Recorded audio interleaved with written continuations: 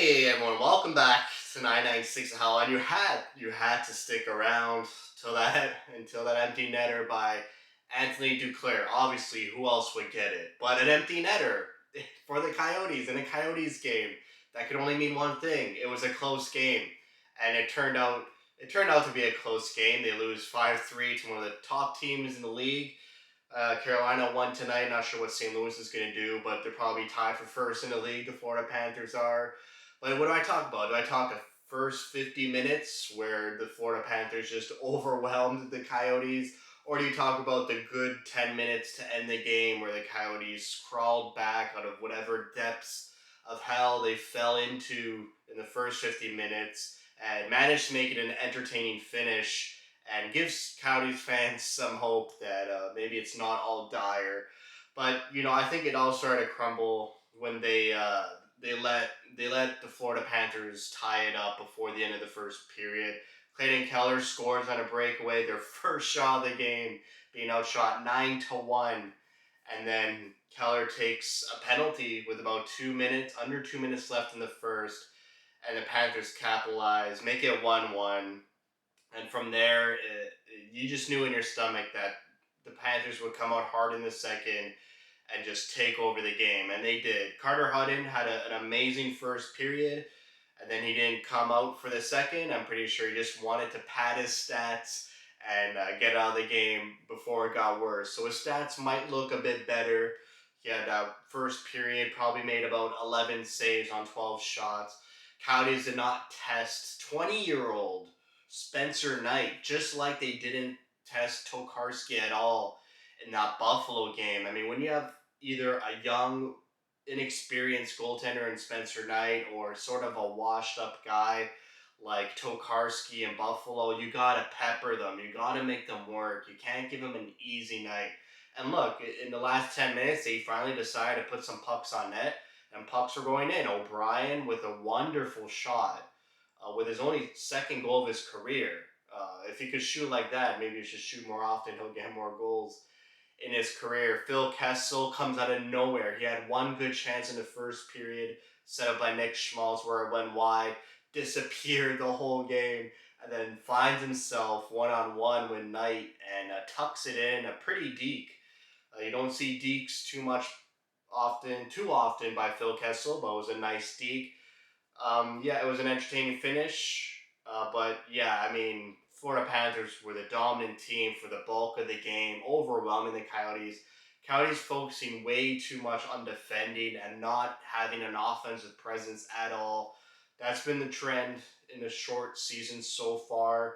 They can't really get their offense going, and they did get it going in the last 10 minutes, and they managed to, score a couple goals, but they need sustain offensive pressure. They need more power plays, or at least with the very few power plays they get, they need to capitalize on them. They had a critical power play where they didn't score, and then the game sort of got out of hand and away from them without scoring that goal. And when no offensive pressure, no sustained offense, I mentioned this last video, you're not going to drop penalties and you're not going to create momentum on a power play, which the power play is used for. If you're not going to score, at least use it to generate some momentum and generate some, offensive confidence, which the Cowboys have zero of. Apparently, Erickson and Larson were playing tonight. I didn't even like. I feel like I say this almost every video. I did not hear Erickson's name once. I would not be surprised if he actually didn't play, and I'm making a mistake. But I'm pretty sure he played because the scratches were Roussel, Boyd, and Mayo. Uh, Dyson Mayo. What a hockey name. So yeah, Erickson was definitely on the ice, but I just did not hear him at all or notice him. Larson, I hate to pick on him. He's had a great couple games to start the season, but really didn't see him make much of an impact at all tonight. Fisher looked pretty good. Fisher is getting some confidence. He's driving the puck to the net. He had that great primary assist on O'Brien's goal. Schmaltz, he had two good plays he did. One to Kessel, like I mentioned, where he missed the net, and then the primary assist on Keller's goal. Great feed to feed Keller on that breakaway. Need a bit more from Schmaltz. Would have liked to see him use his speed, use his shot. Again, I don't think he got a shot on net this game, or if he did, it was an unnoticeable shot. So we need Schmaltz to step it up. Keller with his third goal this season. I knew it from the first game against Columbus. He was going to have a stellar year. Can't say enough good things about Clayton Keller. He put on 13 pounds in the offseason. That's a hard thing to do. Their season ended in May, June, July, August, about 4 or 5 months to put on 13 pounds. Great to see him take his off season seriously. It shows he's confident. He's hitting people, not like labeling people, but he's like throwing his body against people. They're not moving, but still, it's good to see the effort by Keller to throw his body around. The injury to Timmins, hopefully it's not long term. I was really liking Timmins' game. I don't know why the refs called a penalty on Dzingel for instigator. Well, was he did instigate a fight, I agree, but no charging penalty on Gudis. It was a rough hit. He left his feet when he made contact with Timmins.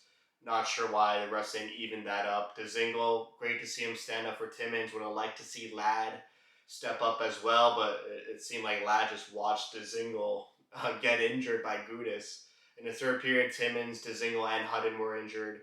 So they were down a couple bodies, but they managed to make it a game. They managed to make it entertaining, and that's all you could ask for a hockey fan. So they still haven't gotten their first win yet. So Thursday or Friday, or whenever they get their first win, I should have a surprise for you. That should be fun for you people to watch, not for me. So that's it for me. Thanks for watching. If you like what you see, spread the word. And as always, thank you for your support.